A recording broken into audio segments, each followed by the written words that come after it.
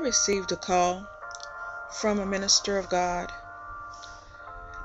telling me how my Christian conservative values was hurting him personally because he felt that I was just killing President Obama with all the posts that I usually do on Facebook, or that I did on Facebook during the general presidential election of 2012. He said, let me tell you something.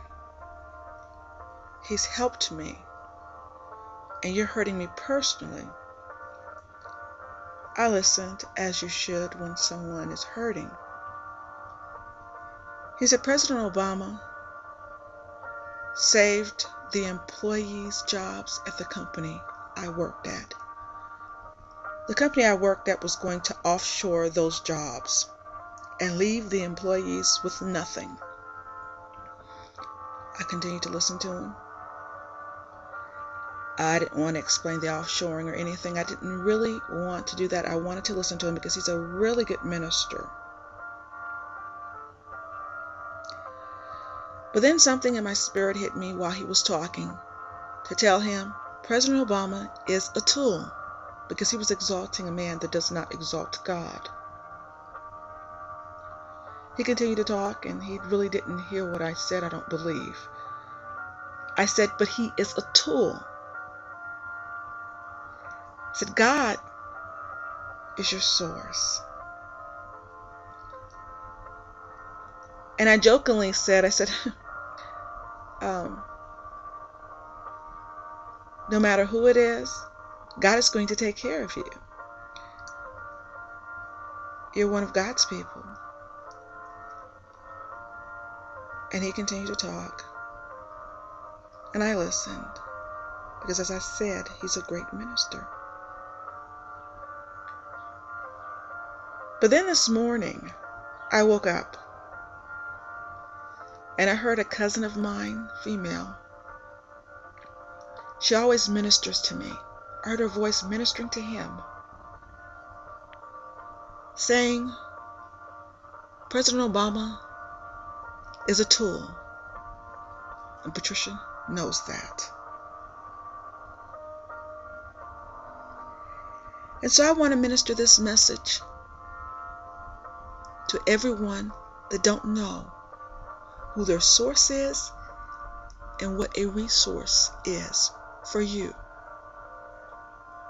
that are God's people. No matter what a leader, an employer, or a person that God just may be using to help you do for you, they are just resources. That's it. And being a resource, they can be replaced, like any resource can be replaced. If that resource does not edify God, it surely must be replaced. President Obama does not edify God. I tried to tell him that in our conversation. He really didn't want to hear that.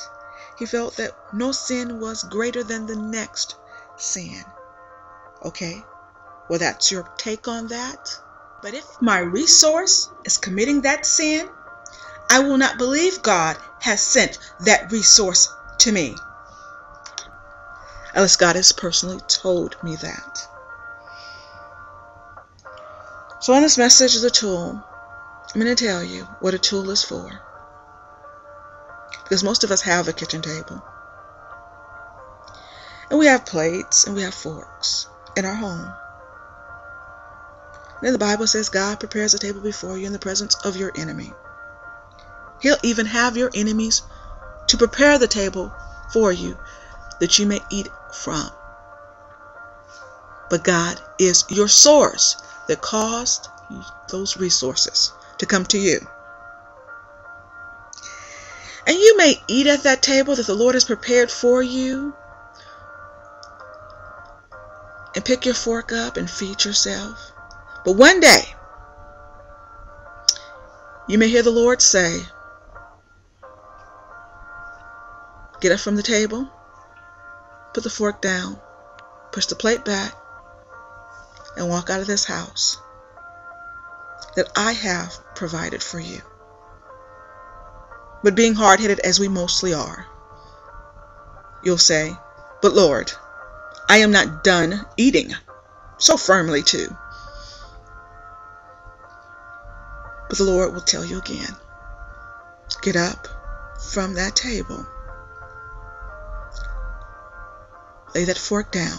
It's just a tool. Push that plate back. But Lord, I have plenty of food here. Let me complete my meal. Because you don't believe God has another table prepared for you someplace else. God is a provider. So certain people, like our leaders, our employers, our presidents, or the friends that we have, can be utilized as resources for us, but they are not our source. We depend on a greater power, and that power is God. And when they cannot edify, honor, exalt our God, then we have to know that they are not the resources that we should continue to support or utilize. It doesn't even have to have God telling you. You will just know. This does not exalt God. I need to find something that will exalt God. Now, I don't think I could tell him all of that because, as I said, I respect him.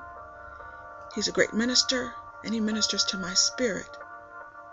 But my Christian conservative values and not voting for people that don't honor biblical principles offended him because he felt it was hurting him personally.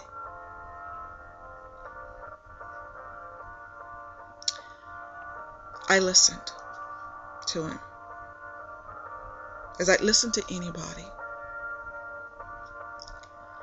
But what I'm going to read to plenty of the saints who actually didn't trust in God, who could not push away their resource because they felt God did not have a resource someplace else for them.